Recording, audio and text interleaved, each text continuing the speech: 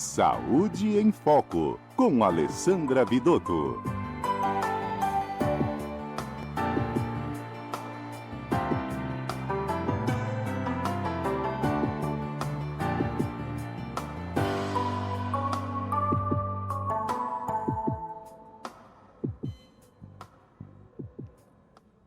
Primeiramente, boa tarde, doutora. Hoje de rosa é a sua criança interior aparecendo. Oi, Carol, boa tarde a todos, boa tarde a todos os ouvintes. Duas coisas, a minha criança quis vir bem colorida e eu também estou, né, em relação ao Outubro Rosa. Verdade. A gente foi de rosa, todo mundo da rádio, numa sexta-feira, e a gente esqueceu de avisar, né, doutora? Aí agora você veio, então, em comemoração. A gente tá igual, então, né? Isso, é importante a gente estar de rosa. Sim, realmente. Bom, doutora, hoje nós vamos continuar o nosso assunto sobre criança interior. Ontem, né, Dia das Crianças, e é uma fase, como a gente disse no programa anterior, muito importante para o que a pessoa vai viver no futuro, né, na vida adulta. Sim, Carol, a gente vai falar, né, dando continuidade à criança interior, a nossa criança interior dos adultos, idosos, e a criança interior de amanhã, que a gente também pode falar das crianças, né? O que os pais podem fazer, como se posicionar para que as crianças de hoje também possuam crianças saudáveis, né? Quando estiverem na vida adulta. Eu vou compartilhar com vocês algo que aconteceu ontem. A minha criança interior do meu marido ficou muito feliz. Ah, eu vi essa, hein? A gente se divertiu muito. Nós estávamos numa festa do condomínio, né? Que foi na rua. E caiu Rio Preto em forma de chuva. Sim. E a gente teve que sair correndo, né, com medo de acontecer algo sério ali na festa. E a gente se molhou demais, assim, de chegar e ter que torcer toda a roupa. Meu Deus do céu. Mas foi tão divertido depois que passou o susto. A gente ria tanto e a nossa filha brincando, gritando. Que a delícia. gente pulou nas poças como a Peppa, assim. Que legal. Então foi super divertido, né? Então ontem a nossa criança interior realmente estava assim, dando o ar da graça dela. Então, eu faço um convite para vocês, né? Hoje ainda, todos os dias, que vocês desfrutem, né, da vida de vocês para sempre estarem mais felizes cuidando da criança interior. Perfeito.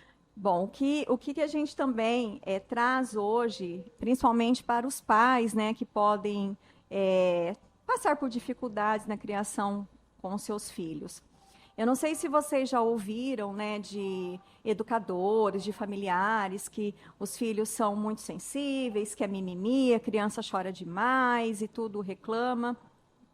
Existe uma categoria de pessoas que são pessoas muito sensíveis, né, se caracteriza por pessoas altamente sensíveis.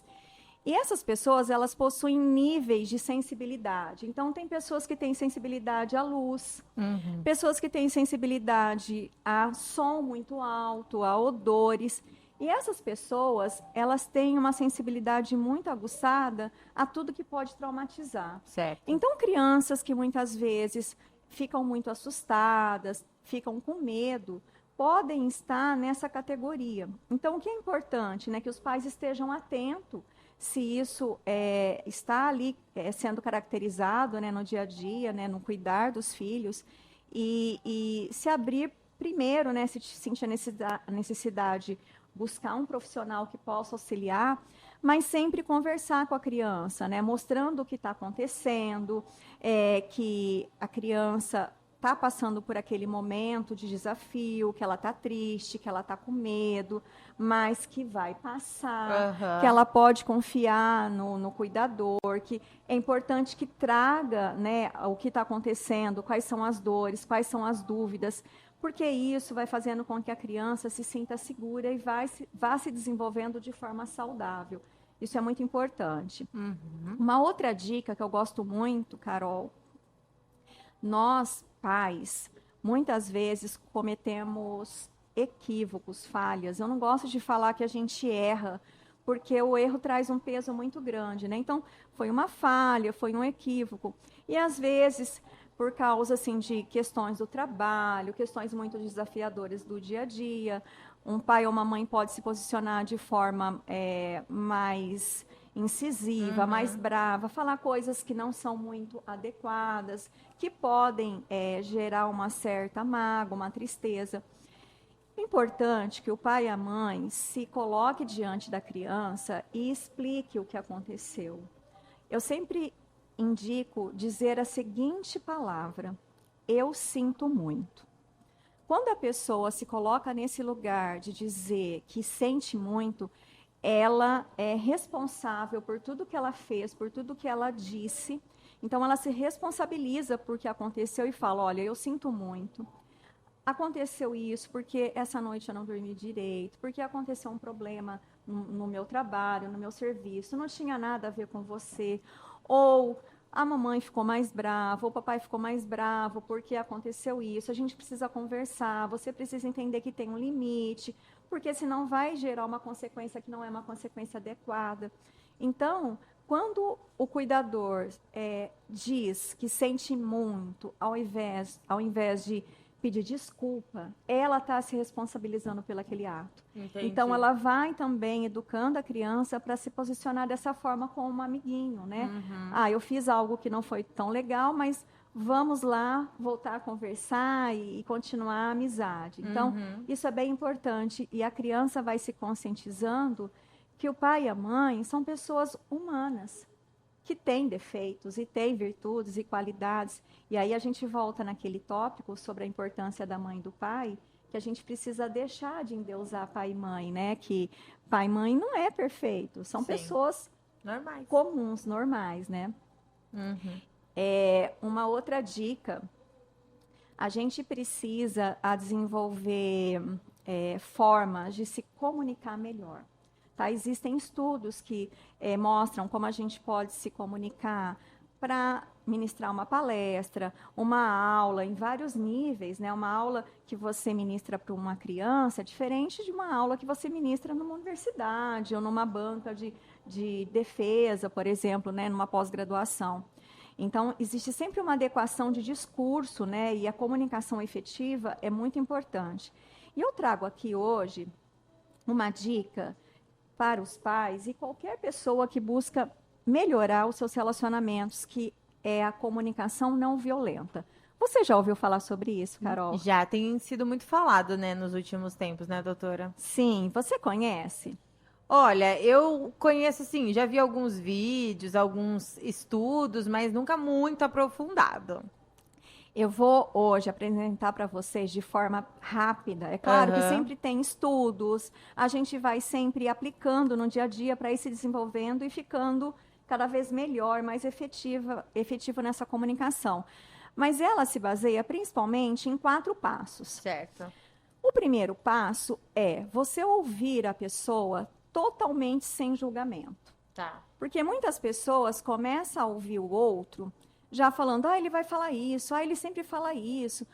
Nossa, ele está falando dessa forma, é porque está acontecendo isso, ele está sentindo isso.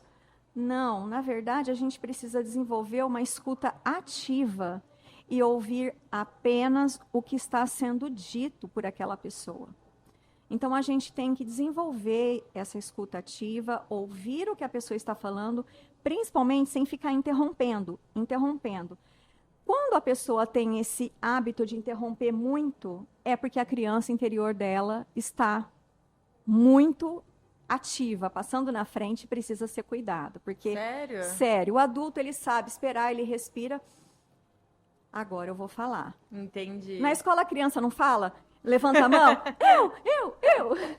Então, a criança interior, ela tem dificuldade de esperar. Então, a gente precisa respirar, ouvir a pessoa, para assim a gente comunicar. Então, continuando, o segundo passo da comunicação não violenta é a gente fazer com que aquela pessoa se conecte a gente. Então, por exemplo, vou iniciar um assunto muito importante, faz dias que a gente precisa conversar, e eu preciso que você preste atenção em mim. Eu estou me sentindo triste, eu já estou incomodada há bastante tempo, pode ser uma sensação equivocada, mas é assim que eu estou me sentindo. Então, você se conecta à pessoa e você explica como você está se sentindo para a pessoa entender o que está acontecendo com você, mesmo que possa ser uma percepção equivocada. No terceiro ponto, você vai desenvolver o assunto que você quer dizer. E isso é de forma rápida, sabe? Certo. A comunicação não violenta, a gente pode apresentar um assunto em 1 minuto, é algo rápido. E o quarto passo, que é o término, o último, né, passo, você apresenta um pedido. Então, eu peço que você faça isso. É importante que nós façamos isso. É um comprometimento com aquilo que foi dito. Então, a gente precisa se comprometer, né, a partir desse pedido em relação a outra pessoa ou aquelas duas que estão conversando. Certo. E quando a gente começa a conversar com os nossos filhos, com o nosso parceiro, ou você com a sua parceira, com qualquer pessoa baseada na comunicação não violenta, é assim, é maravilhoso. Eu já tive muitos diálogos muito desafiadores e que são muito efetivos. Que é incrível como a gente consegue, né, apresentar uma questão e flui de forma muito bacana, muito efetiva. Perfeito, doutora. Bom, a gente ia falar sobre 2 assuntos hoje, só que eu tô pensando que eu acho que vai ficar pouco tempo pra gente falar do outro assunto. O que que você acha? Pode ser, se você quiser deixar A gente para pode semana fazer que na vem. semana que vem? O que Claro, que você acha? pra Pode mim- ser? Para mim, ótimo. Então, a gente tem mais tempo para falar, porque a gente ia finalizar, só que é um assunto tão interessante, né, sobre a criança interior, que rende o assunto, Sim, né? rende. Rende o assunto, e aí eu acho que, como ainda vai ter um intervalo, acho que vai ficar um pouquinho curto, então a gente fala na semana que vem, que é um assunto polêmico e muito importante, né, doutora? Sim, sim, é verdade. E quando a gente está com a nossa criança interior acolhida, a gente se apresenta às situações e às mudanças e a gente consegue se adaptar ao que está acontecendo. Ah, é? E a gente vai se tornando mais resiliente, mais equilibrado. Então, mesmo que a gente tenha programado algo que mudou, Tá tudo bem. Tá tudo bem. Aham. É tudo assim, para mim é tudo muito maravilhoso, assim. Perfeito, então a gente comenta na semana que vem, pode ser? Combinado, Carol. Combinado. Obrigada, doutora, pela participação, viu? Eu que agradeço. Para mim sempre um prazer estar aqui com vocês. O prazer é todo nosso. A gente se encontra na sexta que vem com um tema já marcado.